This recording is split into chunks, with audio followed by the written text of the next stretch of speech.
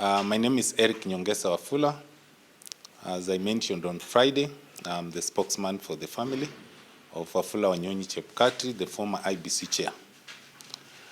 Present with me here, this is Kutso Tolo, who is his brother-in-law, Jonathan Chebukati, the firstborn son of the late Wanyonyi Chebukati. This is the firstborn daughter, Rachel Chebukati, and the last young man in the family, Emmanuel Chebukati. So these are the three children to the late Wafula Wanyonyi Chebukati.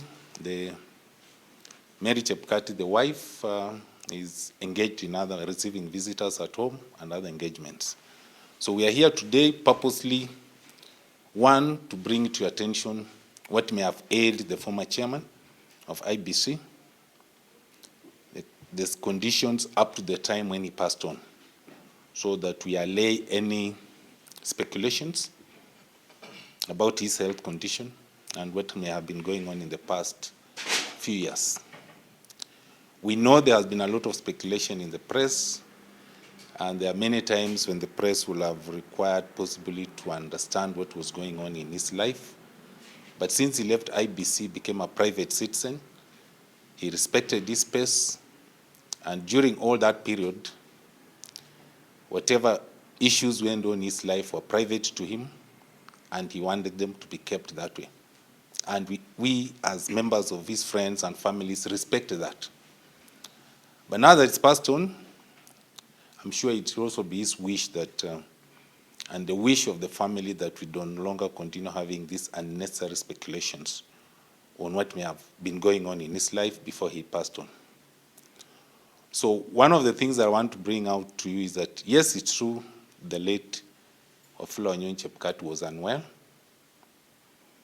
He was diagnosed with the brain cancer.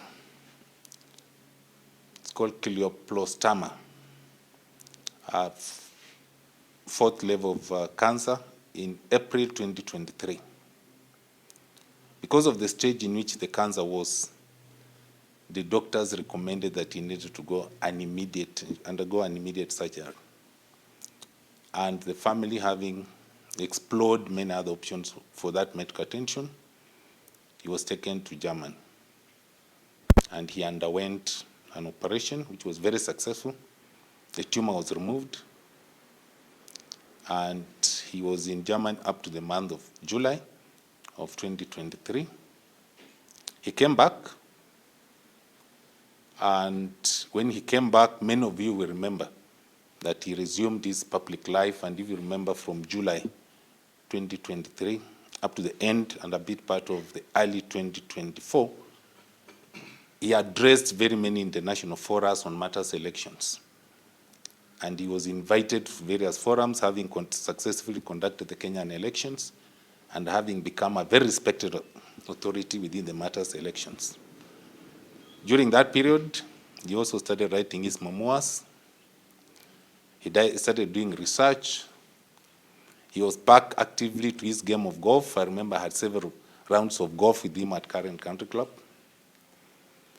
Come the month of April 2024, it was discovered that the tumor had recurred. And because of that, he had to go back to Germany and underwent a second successful operation where the tumor was removed again. He was in Germany until the month of August 2024. He came back home, having undergone a successful operation. He came back home. He went back to his duties, back to his family. He was a farmer, so he could visit his farm in Kitale. Unfortunately, in December 2024, while going for a checkup in hospital, it was discovered that the tumor had recurred again. And he was in hospital from mid-December up to early January this year.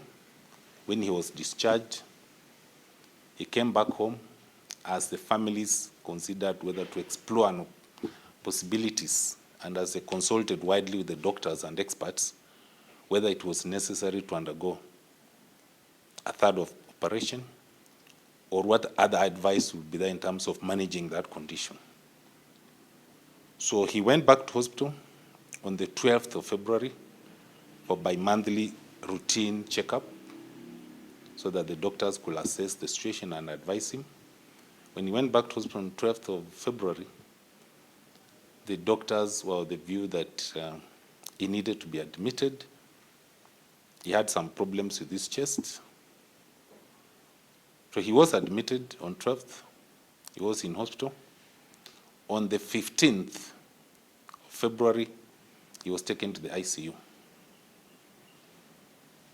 He was in the ICU from the 15th to the 20th of February, when the family received a call after midnight indicating that the late Wafula Wanyonyi Chebukati had suffered a cardiac arrest. Now the widow, with the brother-in-law, the 3 sons and myself, or his 2 sons, yeah, the daughter was not there, his 2 sons, we went to hospital. And when we got to hospital, the information we were given then that the doctors had made an attempts to resuscitate him that were not successful, and he passed on at 11:35 that night. Some of the issues that we want to clarify is this, contrary to what may have gone on in the public media, is that at no material time was the immediate family or any other member of the family called upon and informed that he was clinically dead and there was any need for him to be switched off any life support machines. All that as a family we know is that until the time the family was called and that information was given, that he suffered a cardiac arrest, is the point in time that the family came to the sad news that they were losing their husband and father.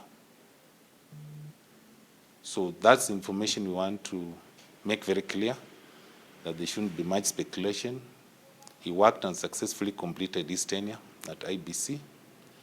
Like any other human being, he suffered from human frailty in terms of health. And it was a condition that he didn't know until the time it was discovered in 2023. And when it was discovered, it was unfortunately at quite an advanced stage. But it had been managed well. Therefore, as a family, we are saddened with this loss. And the family, for purposes of the fact that he was a public figure, and for purpose of keeping good records for posterity, his grandchildren and anybody else, the family is still considering a postmortem as a routine document to consider, and for any other information that the family may require after the postmortem has been done. So the postmortem may be done anytime between today and tomorrow. We believe that that information is sufficient to satisfy any curiosity and speculations that have been there. But what we want to also make it clear that so far since he passed on, no member of the family other than myself on Friday has given any press conference on any matter touching on the circumstances and the health condition of Wafula Wanyonyi Chebukati. We saw in the press that there were some messages attributed to some members of the family. We want to say that has not been made by any member of the family. And please let the press, you already know who the members of the family are from here. The wife to the late is a public figure. She's a chair of a constitutional commission. She's known, and she has not also equally issued any press conference. And therefore, if you have any press conference, please don't attribute to anybody other than these 3 children you see here, and myself as a family spokesperson, or us and when the widow was to issue one. Or if the old man, because his father, who is aged 94, is still alive and is in Kitale in the village. So we believe those are the people the father can speak about his son. And luckily, the father, like I mentioned on Friday, he had travel overnight on Thursday. So on Friday, when we were still processing at the very early hours the death of Wafula Wanyonyi Chebukati, his father was around, and he left for the village. The burial has been confirmed for the 8th of March at his farm in Sabata, within Kitale, within Trans Nzoia County.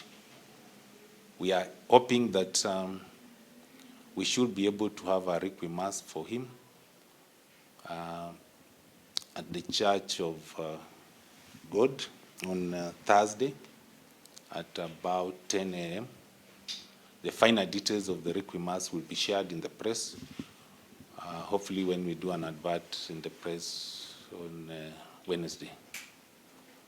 Guests at home, and we are grateful, like the Honorable Speaker has visited the family, as you're aware, and condoled the family. And the family is still busy receiving other government people and friends. And the family is having their regular evening meetings. And there may also be a communication. We may consider having 1 or 2 days for tributes to be done by his close friends. He was a lawyer of repute and a golfer of high standing. So we know that there are golfers and people from the legal fraternity. They are his colleagues. Of course, he also operated in a political space, and there are many other politicians who also may wish to pay him tribute, and we are alive to the fact that that may not be able to be done during the requiem mass and during the burial at home. So we look for an opportunity to provide that opportunity for them so that they can pay their last tribute to him. That will be appropriately communicated.